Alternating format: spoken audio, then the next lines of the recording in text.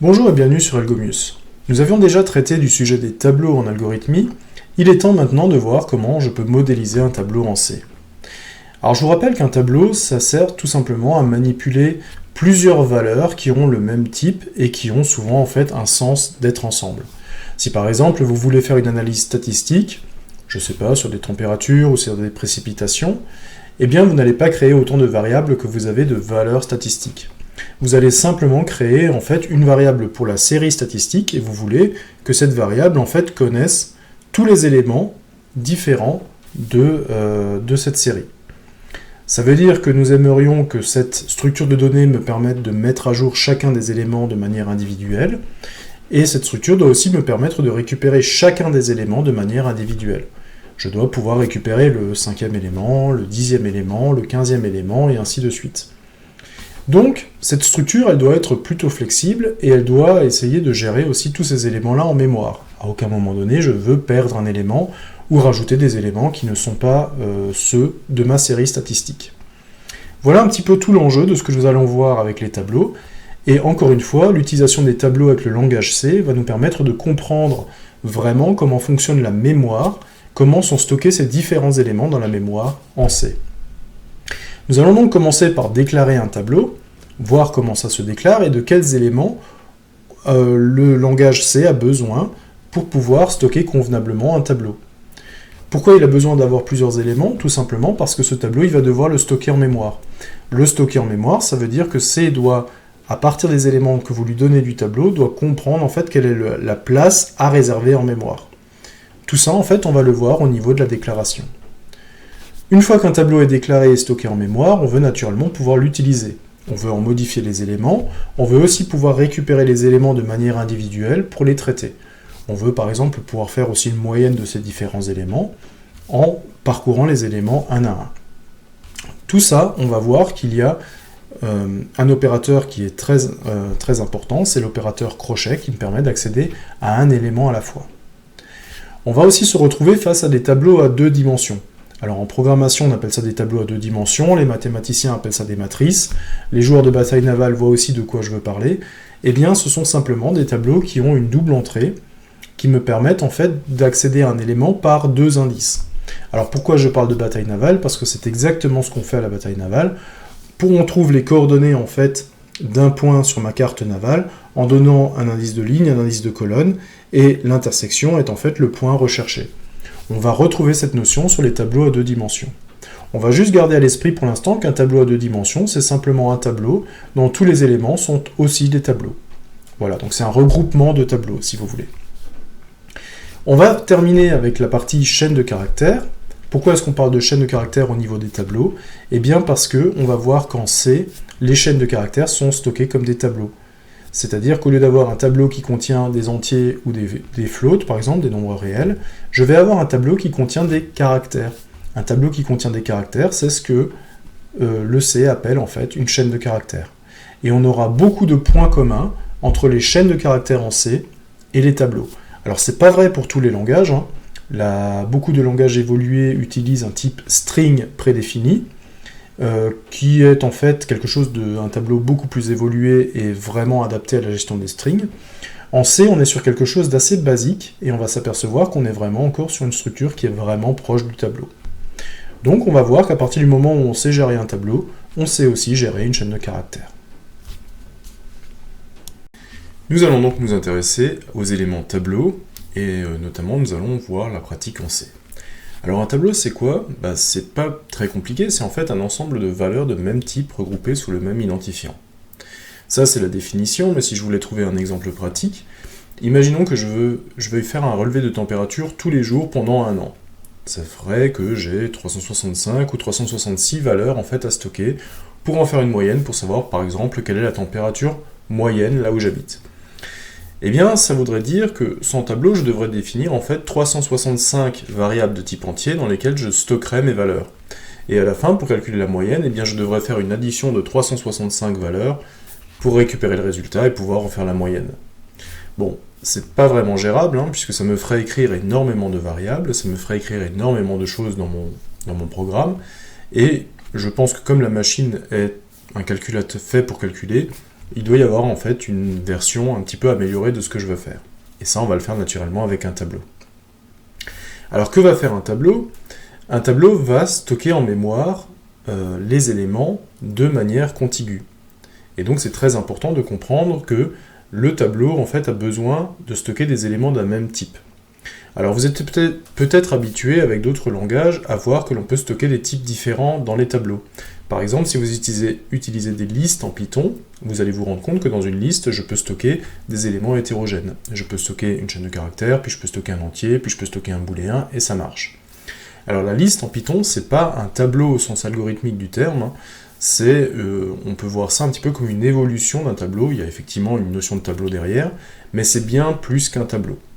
Là, je vais rester vraiment sur la notion tableau telle qu'elle est définie dans l'algorithmie et telle qu'elle est définie en C, c'est-à-dire que c'est vraiment un ensemble d'éléments identiques, enfin de type identique. Alors, comment est-ce que sont placés ces différents éléments? Eh bien, en fait, si je veux avoir un tableau, je vais par exemple prendre un notepad pour vous montrer un petit peu ce que je veux faire. Imaginons que je veux déclarer un tableau. Alors, les tableaux, on les représente souvent avec crochet fermant, crochet ouvrant, crochet fermant, ce qui veut dire en fait qu'on est sur un tableau. Et mon tableau, en fait, il contient 4 entiers, 1, 5, 6, 4. Et là, comment est-ce que je vais stocker en fait ces valeurs-là dans la mémoire? Eh bien, tout simplement, l'ordinateur, au moment de la compilation, enfin au moment de l'exécution, il va essayer de chercher dans la mémoire un emplacement mémoire contigu pour me permettre de stocker 4 valeurs entières, 1, 5, 6, 4. Donc il va parcourir la mémoire, il va dire, voilà, ben tiens, j'ai trouvé, ici, je vais donc allouer cet emplacement mémoire, je vais avoir 1, 5, 6, 4, et donc tous ces éléments vont être stockés en mémoire de manière contiguë.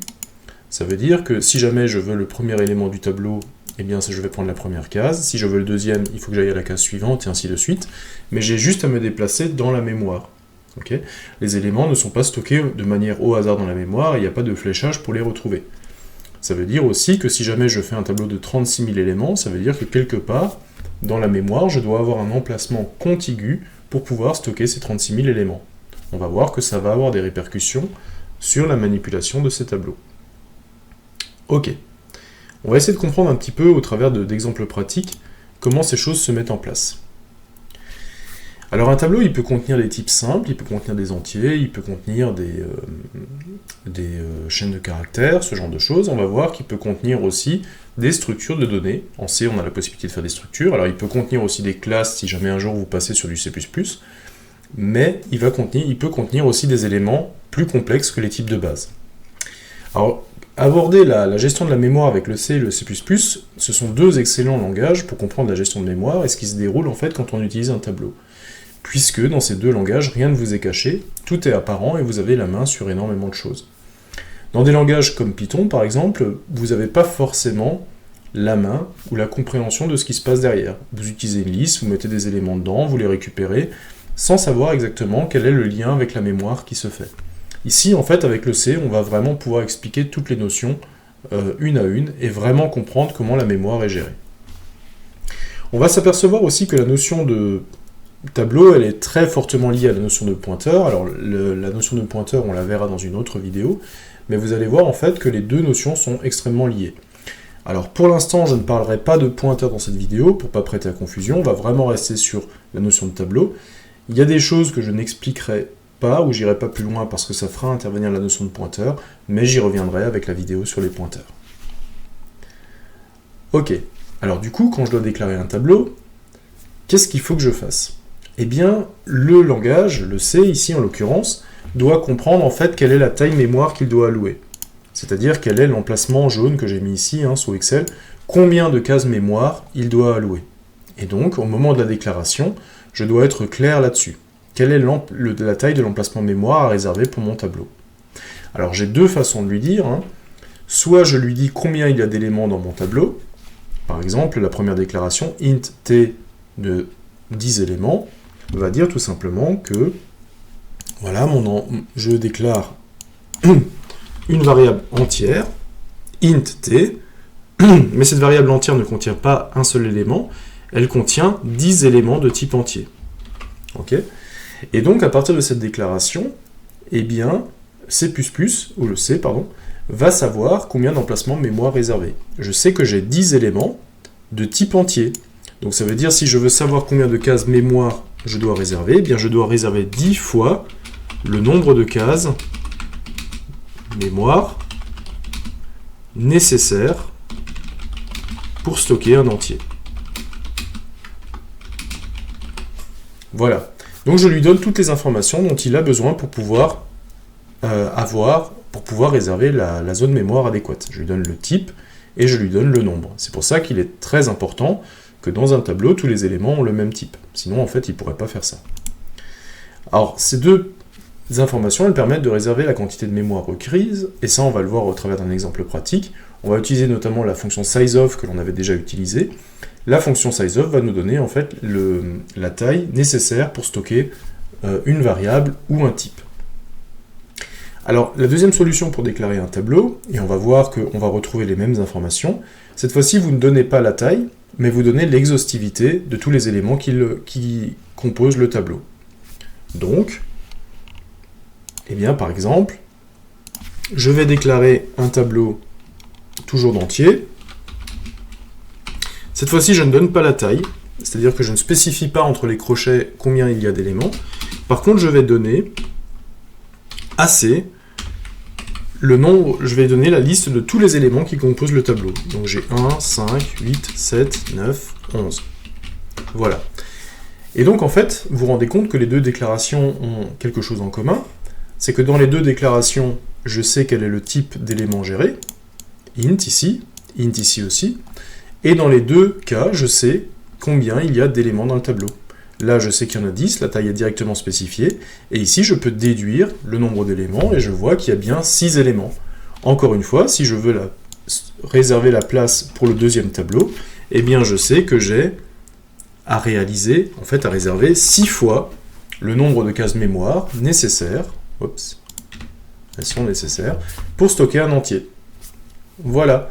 Donc en fait, dans les deux cas, je me retrouve avec les deux mêmes informations, deux informations cruciales pour déclarer un tableau.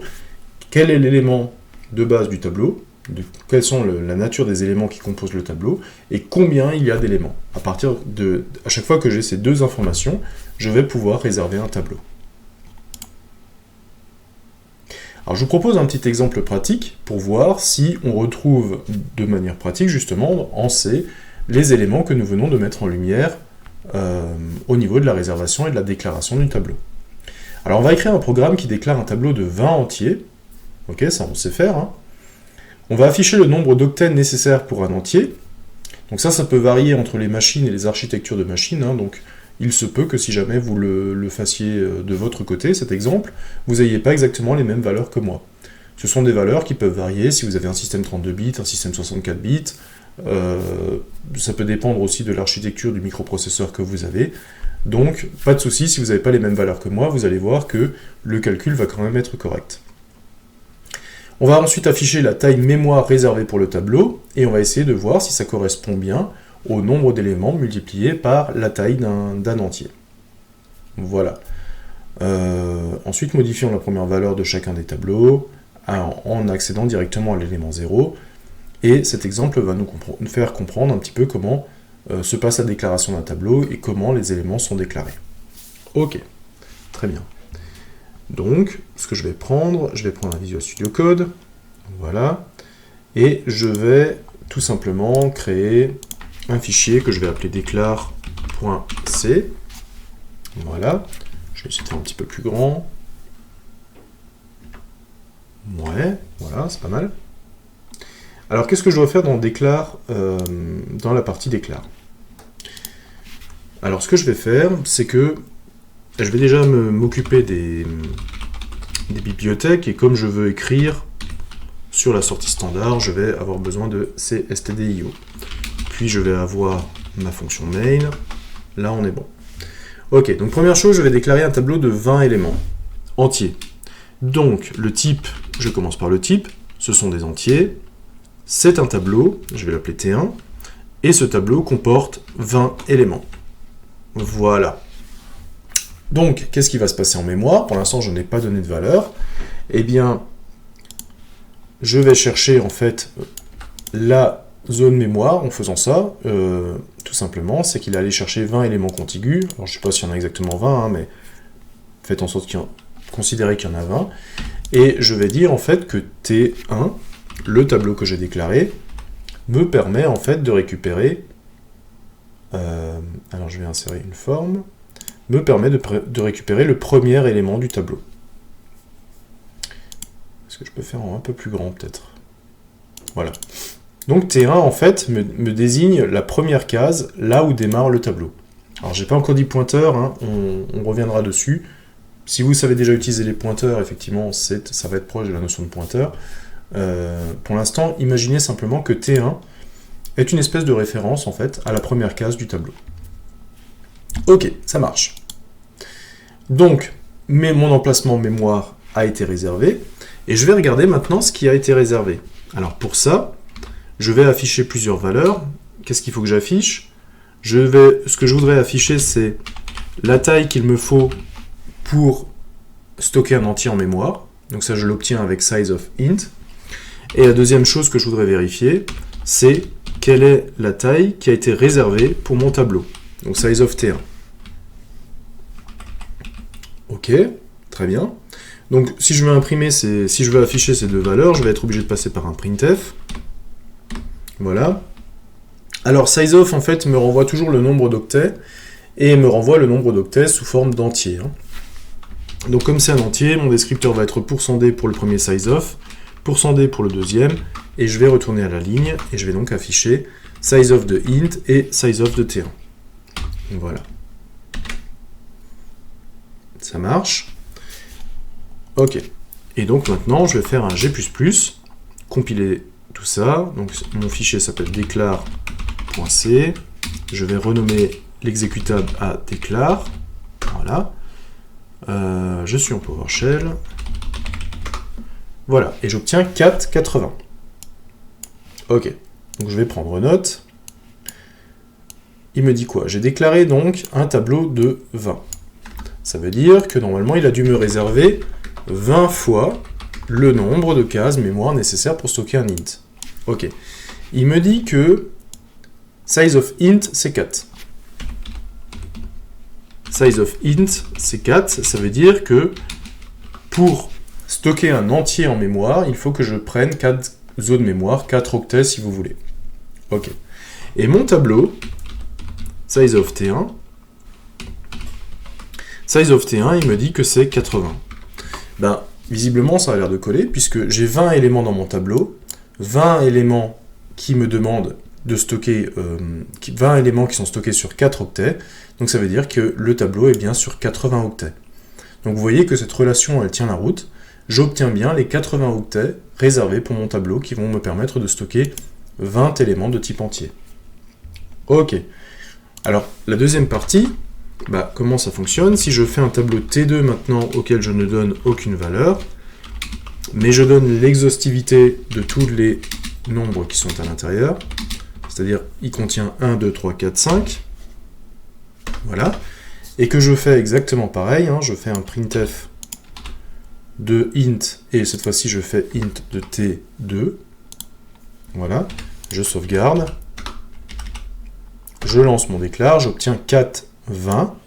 Pourquoi 20? Eh bien tout simplement, j'ai besoin de 4 octets pour faire un int, et des int, j'en ai 5. Donc 5 x 4, ça fait bien 20. Vous voyez qu'encore une fois, le nombre d'éléments a été déduit directement de l'exhaustivité des nombres que j'ai donnés pour former mon tableau. Ok, ça marche. Alors maintenant, comment je peux modifier le premier élément de chaque tableau? Comment je peux modifier les éléments de chaque tableau?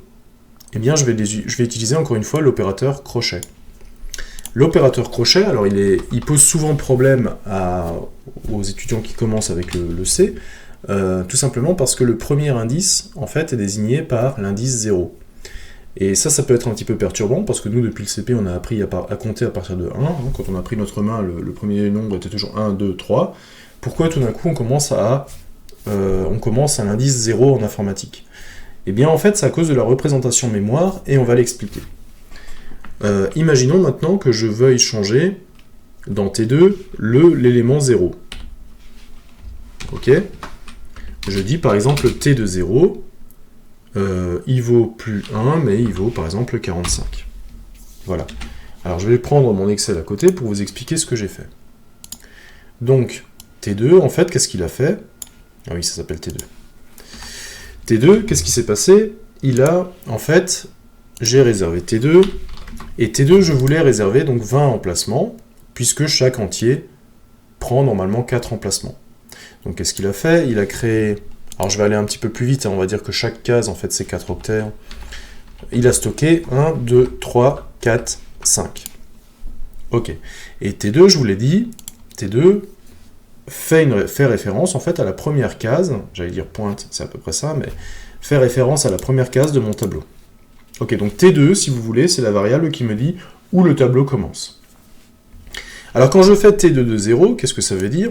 Ça veut dire en fait que je vais là où pointe T2, et je fais 0 décalage à partir de là où pointe T2. Donc ça veut dire que si je pars là où pointe T2, ça va être sur la case 1, ça va donc être sur celle-là, et je fais 0 décalage, donc ça veut dire que je reste sur cette case-là. Ok? Si je veux atteindre le chiffre 3, ici, ça voudrait dire qu'il faut que j'aille là où pointe T2 et que je fasse 1, 2 décalage. Donc ça veut dire que si je veux modifier la troisième valeur, il faut que je parte de là où est T2 et il faut que je fasse 2 décalages. Okay? C'est pour ça en fait que vous avez toujours un indice de décalage. Vous commencez à 0 parce que ça ne représente pas l'indice en fait. Si vous voulez, on appelle ça l'indice, mais ça ne représente pas l'indice du nombre, mais ça représente le nombre de décalages que vous avez à faire à partir du départ. Donc je vais modifier le premier élément, T2 de 0 égale 45, et je vais regarder si la modification a bien été prise en compte. Donc, T2 de 0, si je veux l'afficher, bah T2 de 0, T2 c'est un tableau, chaque élément est un entier, donc T2 de 0 est forcément un entier puisque c'est un élément du tableau. Voilà, et je regarde si la modification a bien été prise en compte.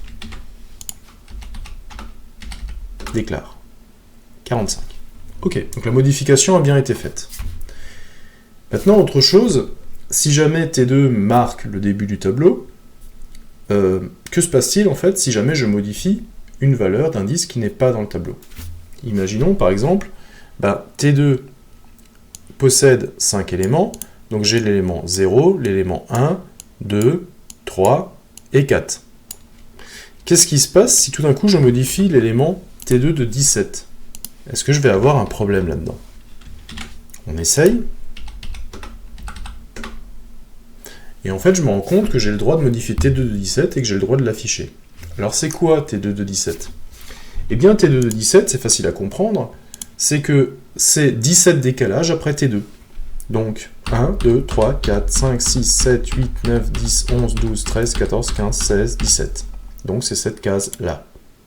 Alors vous allez me dire, oui mais c'est bizarre parce que j'ai que 5 cases en fait dans mon tableau, comment je peux aller taper dans 17? Et je vous ai dit en fait, T2 ne contient pas un tableau. T2 contient simplement la référence vers la première case. Donc si vous allez taper 17 cases mémoire après le début, vous en avez tout à fait le droit.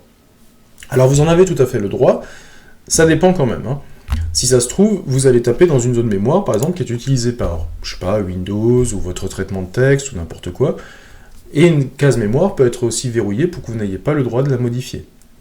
Donc, ce qu'il est possible, c'est que vous essayez peut-être de changer la valeur d'une zone mémoire non modifiable, et dans ce cas-là, vous allez avoir une erreur. Le problème, c'est que vous voyez que, ici, moi, j'ai pas eu d'erreur. Alors, c'est peut-être un coup de chance, hein, mais j'ai pas eu d'erreur. J'aurais pu taper dans une zone mémoire qui est utilisée par un autre logiciel, et là, j'aurais eu une erreur.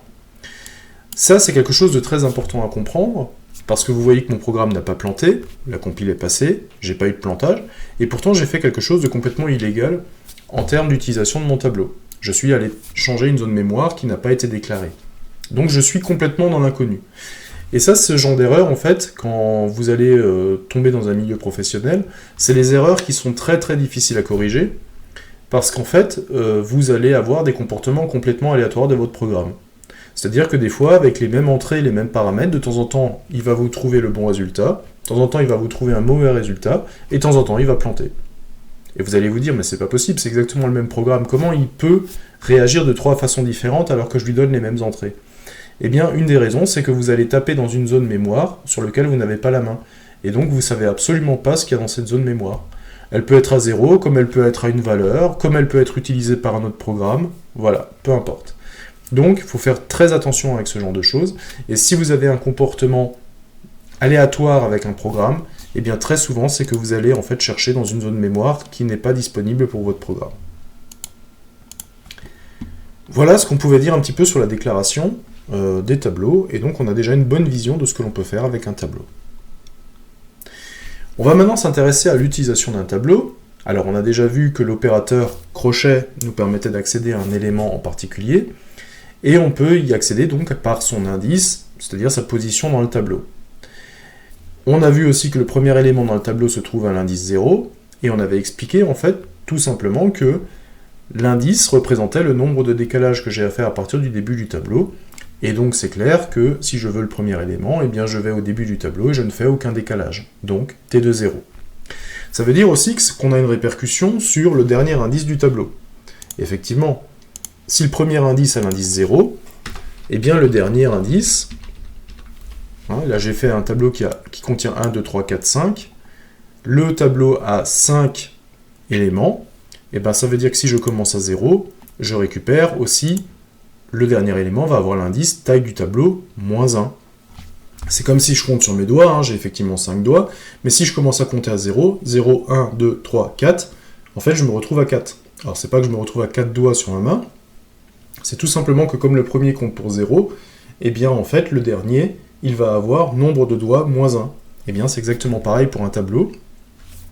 Et c'est une notion qui est très importante à comprendre, parce que ces tableaux, on va vouloir les parcourir avec une boucle, et quand on va fixer les valeurs de la boucle, on va devoir donner quel est le premier indice, donc 0, et quel est le dernier indice. Et bien le dernier indice, c'est pas la taille du tableau, mais c'est taille du tableau moins 1. Donc attention, là on peut souvent avoir des travers. Si on va jusqu'à taille du tableau, on va aller en fait dans la zone qui est juste, la zone mémoire qui est juste derrière le tableau, celle-ci, et sur lequel on n'a pas forcément la main, on ne sait pas ce qu'il y a dedans, puisqu'on ne l'a pas réservé. Ok. On a vu qu'on peut affecter une valeur à un tableau, on peut donc la voir à gauche de l'opération d'affectation, on peut aussi récupérer la valeur d'un tableau, on peut donc la voir aussi à droite d'une affectation. Alors attention, il n'est pas possible de copier un tableau avec un opérateur d'affectation. Si j'écris T1, il faut bien comprendre ce qui est fait. Si je fais T1 égale T2, par exemple, alors que T1 et T2 sont des tableaux, eh bien on l'a vu tout à l'heure, T1 et T1 par T2, si T2 est déclaré, T2 en fait pointe vers le début d'un tableau. Et donc, si je dis que T1 est égal à T2, qu'est-ce que je vais faire? Je vais tout simplement créer en fait un tableau T1 qui va pointer vers la même zone mémoire que T2. Et donc le problème qui va se poser, c'est que je n'ai pas dupliqué le tableau, je n'ai pas copié le tableau, j'ai tout simplement deux variables qui pointent sur la même zone mémoire. Et donc si je modifie T1, ça va modifier T2, si je modifie T2, ça va modifier T1, puisque les deux pointent en fait vers la même zone mémoire. Et donc je n'ai pas copié le tableau, j'ai simplement un alias en plus, si vous voulez, sur la même zone mémoire. Alors pour copier un tableau, il va falloir soit déclarer un tableau et le recopier avec une boucle, soit vous avez une fonction copie qui vous fait une copie propre. Ok. Je vous propose maintenant aussi de regarder un petit peu l'utilisation des tableaux en pratique. On va écrire un programme qui va déclarer un tableau de 10 entiers, donc ça on sait faire, c'est facile. On va écrire une boucle maintenant for pour afficher tous les éléments du tableau. Pour la condition de la fin de la boucle, il est possible de définir une constante de type entier contenant la taille du tableau, ça on va le voir, ça va nous permettre aussi d'avoir, ça va nous permettre de pratiquer également et de manipuler les différents sizeof que l'on a vus. Alors comment je peux retrouver le nombre d'éléments? Eh bien le nombre d'éléments, je peux le retrouver avec les sizeof, on l'a vu tout à l'heure. Sizeof du tableau me donne la taille du tableau, si je sais que ce tableau contient des entiers, eh bien je peux récupérer le nombre des éléments en divisant par sizeof du type de l'élément. On va essayer de voir ça ensemble.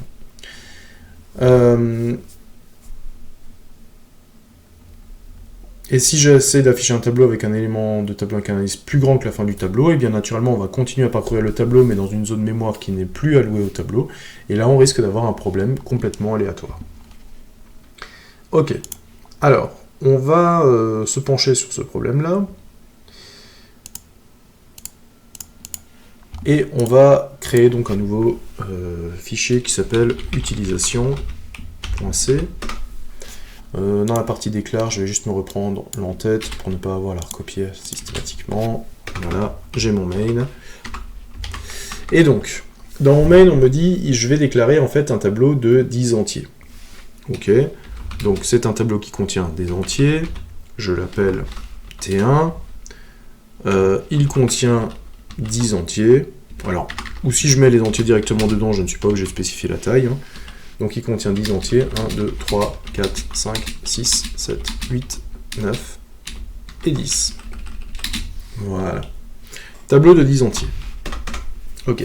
Maintenant, ce tableau, j'aimerais le parcourir avec une boucle. Bon. Ben, je vais utiliser une boucle for. Dans ma boucle for, je vais commencer par mettre une valeur de comptage. Donc cette valeur i va me permettre en fait de parcourir les éléments de mon tableau. Je vais m'en servir comme indice.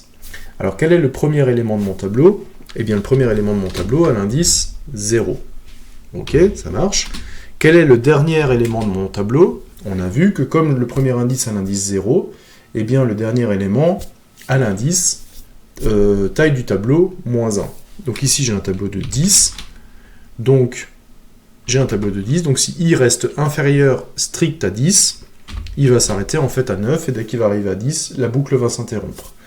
Et dans chaque tour de boucle, je veux faire un i++. Voilà. Donc, à partir de là, je vais juste faire un printf de mes éléments. Mes éléments sont de type entier, donc le descripteur va être un %d. %d, et ensuite, je vais afficher T1, l'élément qui se trouve à l'indice i. Donc, premier tour de boucle, i va valoir 0, je vais afficher T0.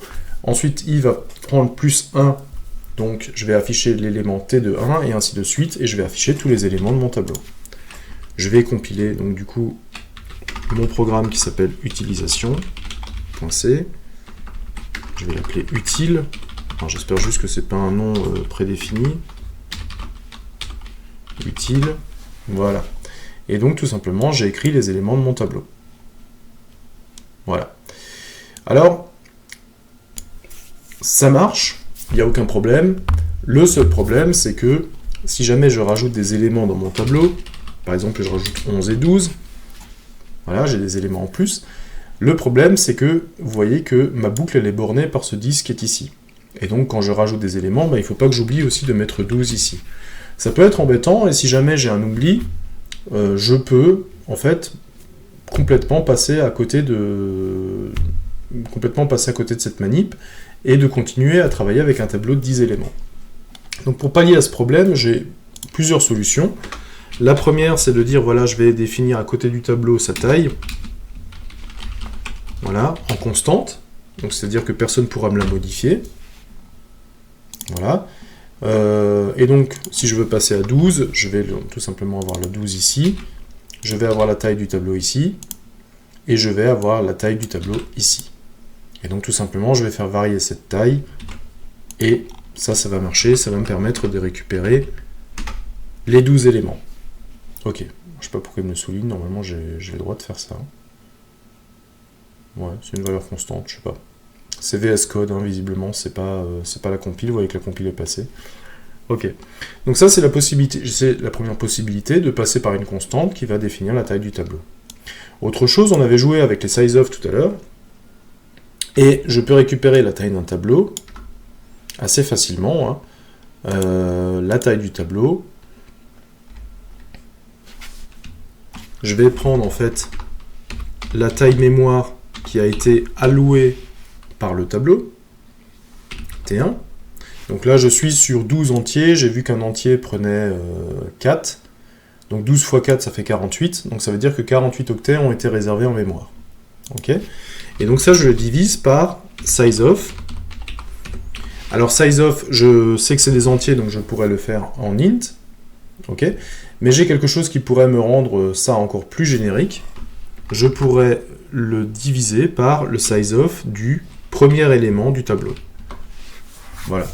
Et donc tout simplement, le t1.0 c'est un entier, donc je vais récupérer la taille d'un entier, et la taille d'un entier, je vais donc diviser la taille du tableau par la taille d'un entier, et je vais donc récupérer le nombre d'éléments. Donc là, j'ai plus de constante, vous voyez. Je lance mon util, je vais jusqu'à 12, et si jamais je rajoute 13, 14, voilà, et bien ça marche toujours. Et si jamais je remplace mon int par un double, par un float, ça continuera de marcher. Okay. Donc on est sur des versions assez génériques de ce que l'on peut faire. On peut récupérer maintenant la taille du tableau, on peut récupérer la taille des éléments qu'il compose, et en faisant simplement un ratio entre les deux, on va récupérer de nouveau le nombre d'éléments. Ok, bah tout ça, ça marche, donc on est plutôt bon.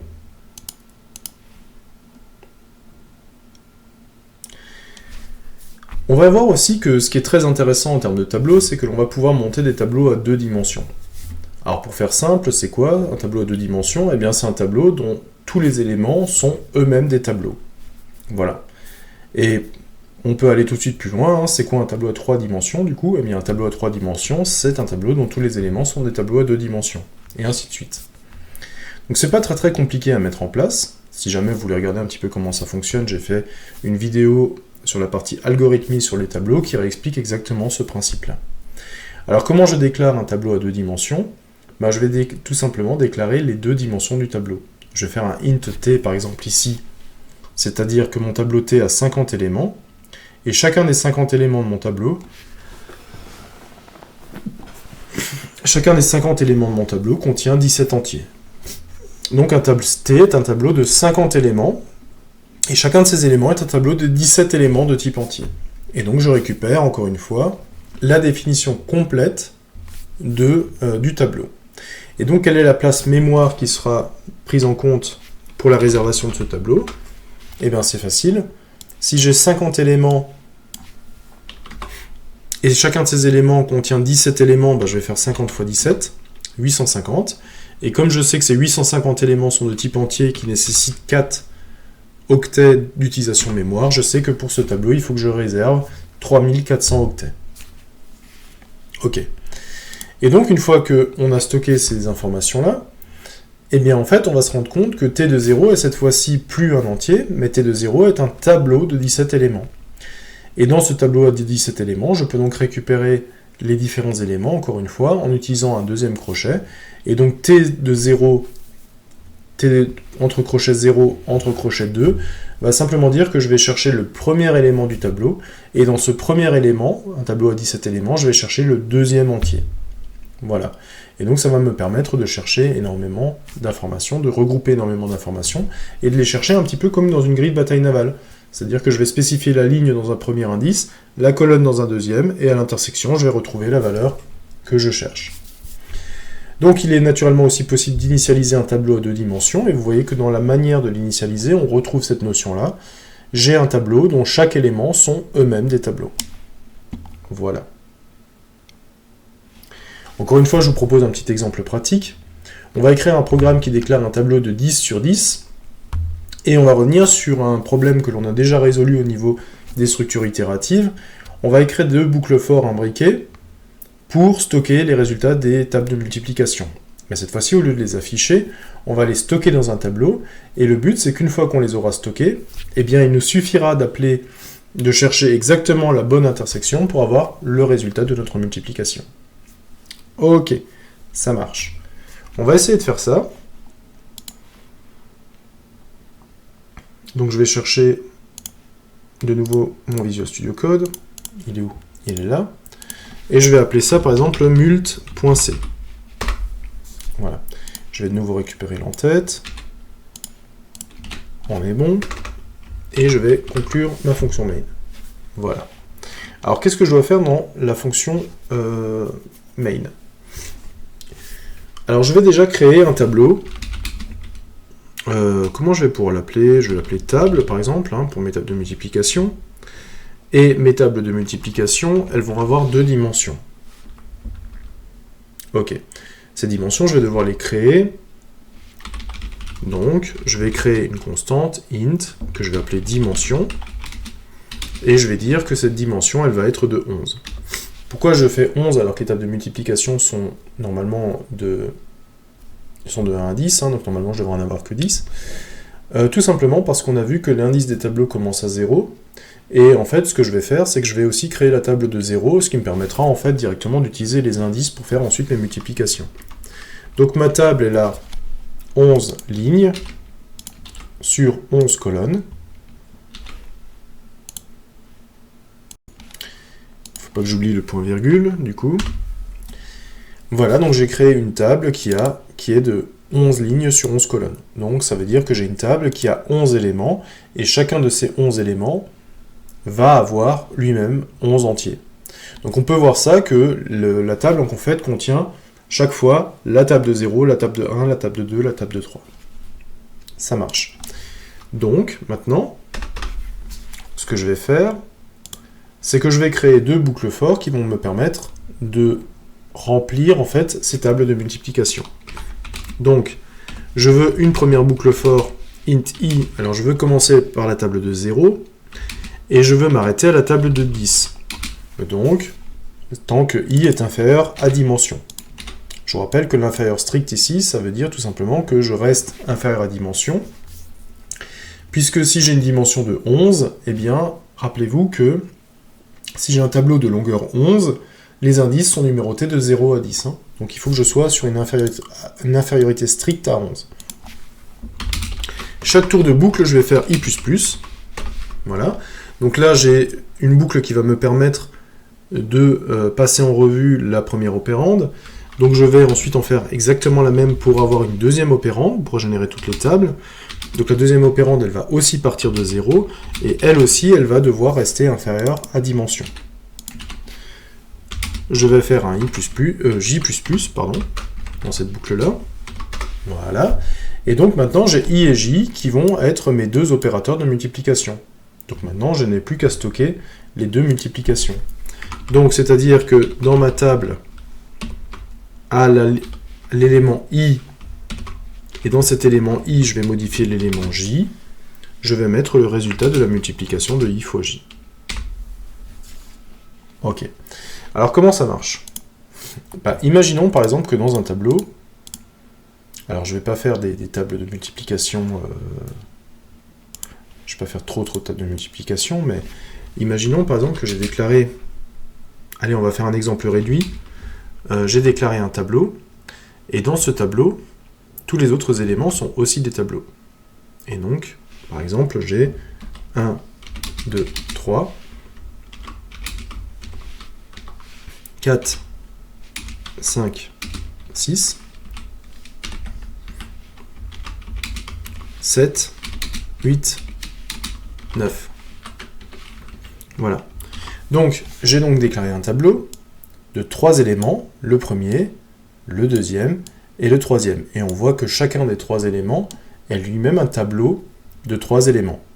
Donc ça veut dire que si je prends T1 de 1, par exemple, eh bien, ça c'est l'élément 0, ça c'est l'élément 1. Donc T1 de 1, c'est égal à ça. Et donc si dans T1 de 1, je cherche l'élément 0, eh bien dans T1 de 0, je vais récupérer l'élément 0 qui va être égal à 4. Voilà, c'est comme ça que je cherche en fait dans un tableau à 2 dimensions. Donc, si je reviens à ma boucle ici, eh bien je vais avoir une boucle qui démarre à 0, donc ici je vais avoir i de 0, et je vais avoir j qui va s'incrémenter de 0 jusqu'à 10. Donc je vais compléter 0, 0, 0, 1, 0, 2, 0, 3, et à chaque fois je vais mettre quoi? Je vais mettre le résultat de la multiplication, 0 fois 0, 0 fois 1, 0 fois 2, 0 fois 3, et ainsi de suite. Et donc je vais compléter comme ça toutes mes tables de multiplication. Et je vais les charger dans la table. Et donc si à la fin, une fois que mes tables sont chargées,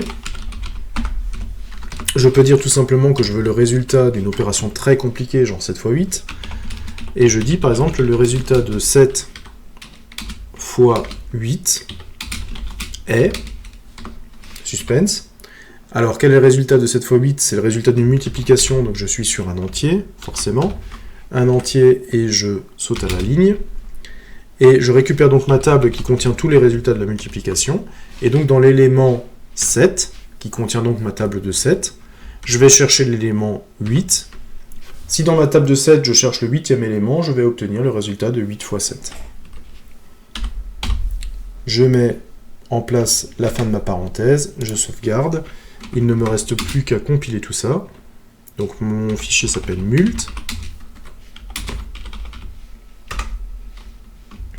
Je lance mult. Voilà, et on me dit que le résultat de 7 fois 8 est 56. Ça marche. Je suis donc arrivé, en fait, tout simplement, à remplir en fait ma table de multiplication avec les opérateurs en jouant avec les différents indices. Donc ça fonctionne, c'est comme une bataille navale en fait. Hein, le 7, vous pouvez le voir comme étant l'indice de ligne, le 8 comme l'indice de colonne, et je récupère en fait l'élément qui se trouve à l'intersection des deux. Ok, ça fonctionne. Ça marche. Alors dernière chose dont je voulais vous parler dans cette partie tableau, ça peut paraître un petit peu étrange, mais je vais vous parler de chaîne de caractères. Et on peut se dire, mais tiens, qu'est-ce que ça fait là, cette partie-là? Eh bien, en fait, on va se rendre compte que dans un langage comme le C, par exemple, une chaîne de caractères, c'est finalement rien d'autre qu'un tableau qui contient des caractères. Tout simplement. Alors, il y a une petite spécificité quand même, que l'on va voir ensemble, c'est qu'il y a un caractère spécial qui s'appelle backslash 0, qui va me permettre de fixer la fin de ma chaîne de caractères. Donc, tout le reste est identique, hein, il y a juste ce petit élément qui va nous permettre de comprendre un petit peu comment marche une chaîne. Ok. Ça va aussi jouer sur la déclaration, et on va comprendre un petit peu ce qui se passe. Pour bien comprendre, en fait, on va déclarer deux chaînes de caractères, avec le backslash 0 va être mis à la fin, on n'a pas à le gérer, et on va regarder comment ça se passe. Alors, donc pour afficher une chaîne de caractères, on va être obligé d'utiliser le %s, on va regarder comment se passe l'affichage, et ensuite on va placer nous-mêmes un backslash 0, et on va voir l'influence qu'aura ce caractère un petit peu spécial sur la chaîne de caractères. Alors, je reprends mon petit Visual Studio Code, je vais créer un fichier qui s'appelle chaîne.c, je reprends les fichiers d'en-tête, voilà. Et donc, qu'est-ce qu'on va essayer de faire dans ce fichier chaîne.c? On va déjà se déclarer un petit tableau. Alors cette fois-ci, c'est plus un tableau d'entier, c'est un tableau de caractères. Je vais l'appeler C1. Et je vais dire en fait qu'il contient 12 caractères. Et ces caractères en question sont le caractère C, majuscule, le caractère O, le caractère U, le caractère C, le caractère O et le caractère U. Voilà. Alors, on se rend compte que là, il y a quand même un peu... c'est quand même un petit peu compliqué ce que je viens de faire, hein, pour simplement une chaîne de caractères. Je m'aperçois que j'ai complètement décomposé toutes les lettres. Hein. Je dois rajouter ces petits signes. En fait, on va se rendre compte que le C nous apporte une facilité d'écriture qui est un petit peu plus simple et qui va permettre d'écrire directement la chaîne de caractères de cette façon-là. Donc les deux façons sont complètement équivalentes pour mettre en place une chaîne de caractères. Ok. Alors, on va juste se poser quelques questions au niveau de la déclaration. On a vu que coucou, c'est une chaîne de caractères qui ne comporte que 6 lettres. Alors là, j'ai vu un petit peu grand, je vais mettre que 6, puisque il n'y a que 6 lettres dans coucou. Ok. Je vais donc compiler, et je vais l'appeler chaîne.c.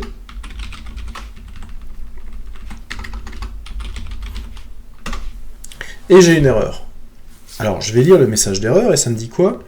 Initializer string for char 6 is too long. Ah.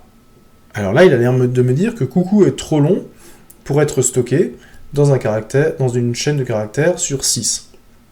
Alors d'où vient le problème? J'ai 6 caractères, j'ai stocké 6 cases. Mais en fait, il faut bien comprendre que... Alors je vais enlever là-dedans. J'ai demandé à stocker coucou. Donc en fait, je vais prendre 1, 2, 3, 4, 5, 6 cases. Et je vais stocker coucou. Coucou. Et ça, c'est la chaîne de caractères 2. Voilà.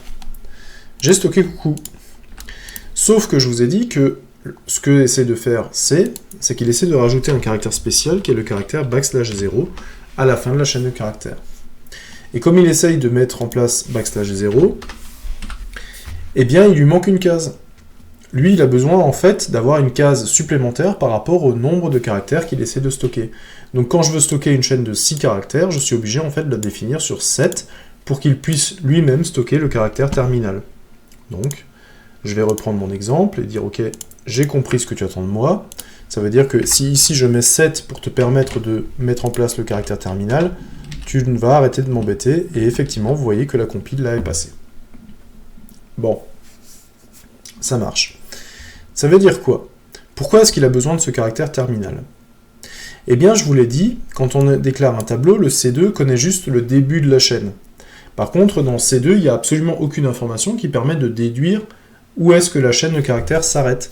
Donc en fait, il est obligé de mettre un caractère \0 qui n'est pas utilisé dans aucun alphabet, hein, et qui sert vraiment juste à ça.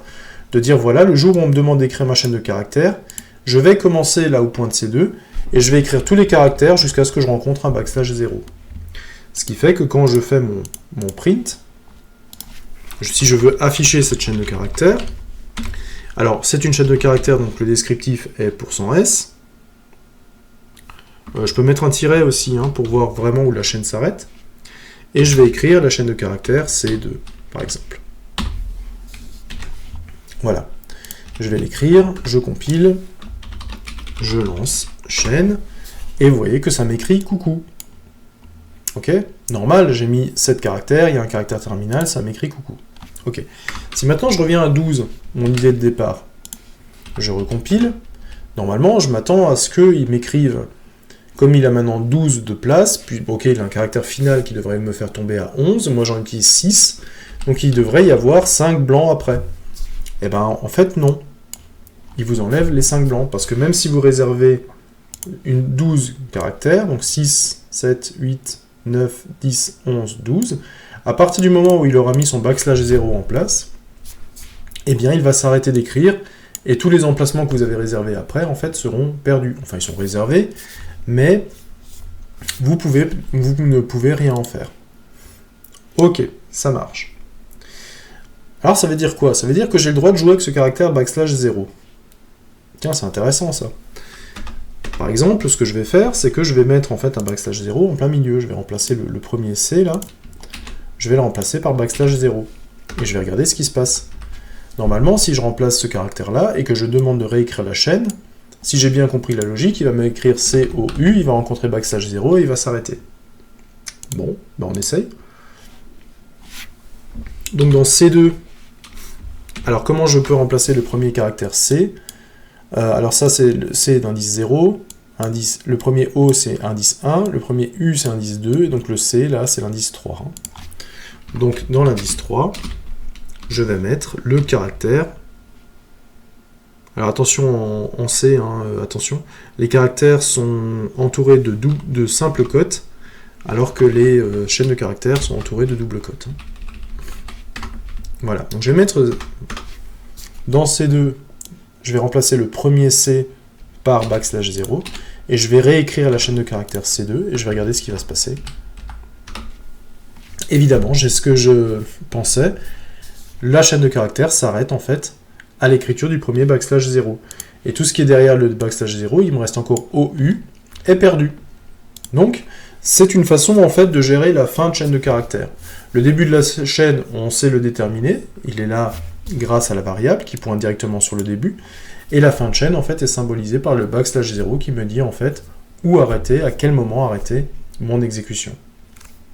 Ok, bah ça fonctionne, et puis je suis arrivé à déterminer que finalement une chaîne de caractères c'est pas autre chose qu'un tableau dont les éléments de base sont des caractères. Il y a juste cette spécificité du \0 qui va me permettre en fait de pouvoir gérer l'écriture. Bon, bah c'est pas mal pour ce qu'on a fait sur cette notion de tableau. On a pas mal avancé, et on sait maintenant gérer des tableaux, on sait mettre plusieurs éléments dans une seule et même variable. Cette structure tableau va nous faire gagner énormément de temps. Déjà, elle va nous permettre de ne pas avoir à déclarer des quantités astronomiques de variables, on va pouvoir stocker simplement des valeurs dans une et une seule variable.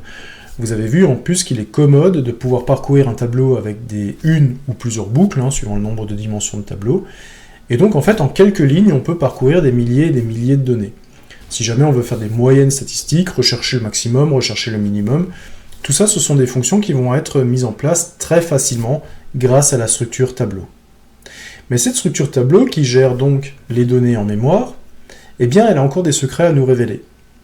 Effectivement, on va voir qu'il y a un lien très fin entre la notion de tableau et la notion de pointeur. Alors, j'ai pas dit un gros mot, j'ai dit pointeur, même si effectivement beaucoup de gens sont un petit peu traumatisés par cette notion de pointeur, on va s'apercevoir que en utilisant un tableau, vous avez déjà utilisé un pointeur. Donc si vous avez trouvé l'utilisation du tableau pas très compliquée, vous allez voir en fait qu'il va en être de même avec les pointeurs. Et si vous avez compris la relation qui lie la déclaration du tableau et sa représentation en mémoire, là encore c'est quelque chose qui va vous aider énormément dans la compréhension de la notion de pointeur. Bon, maintenant que l'association est lancée, la prochaine vidéo va parler des pointeurs et va parler justement de cette notion, sur cette relation qu'il peut y avoir entre les tableaux et les pointeurs. Donc, il est peut-être temps d'enfin comprendre cette notion de pointeur et de voir que ce n'est pas si complexe que ça. Donc, rendez-vous pour la prochaine vidéo et on va parler des pointeurs. À bientôt!